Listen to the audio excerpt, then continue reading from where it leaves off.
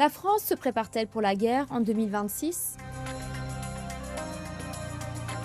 Des internautes affirment que le gouvernement français se prépare secrètement à entrer en guerre contre la Russie d'ici mars 2026, relayant un article publié par le journal satirique Le Canard enchaîné. D'autres vont plus loin et suggèrent que le président français Emmanuel Macron souhaite une guerre pour pouvoir annuler les élections de 2027.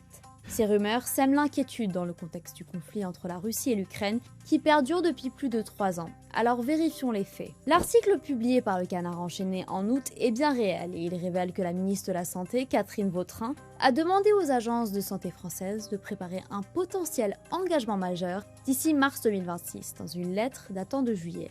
Les autorités françaises auraient aussi réclamé aux hôpitaux d'anticiper la possibilité de soigner plusieurs milliers de soldats blessés. Lorsque la ministre de la Santé a été interrogée sur la véracité de cette lettre dans une interview sur la chaîne BFM TV, elle n'a pas démenti son existence.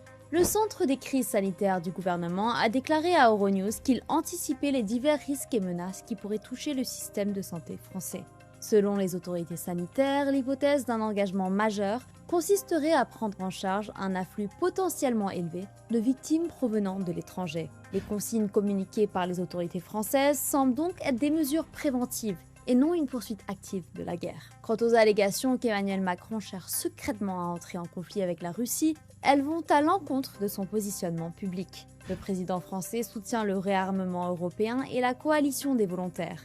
Mais depuis l'invasion de l'Ukraine en février 2022, il parle bien de dissuasion afin d'éviter un élargissement de l'agression russe sur le reste du continent européen. Les sphères de l'extrême droite accusent fréquemment le président français d'exagérer la menace de la Russie pour maintenir le pouvoir, mais Euronews n'a recueilli aucune preuve pour défendre cette hypothèse.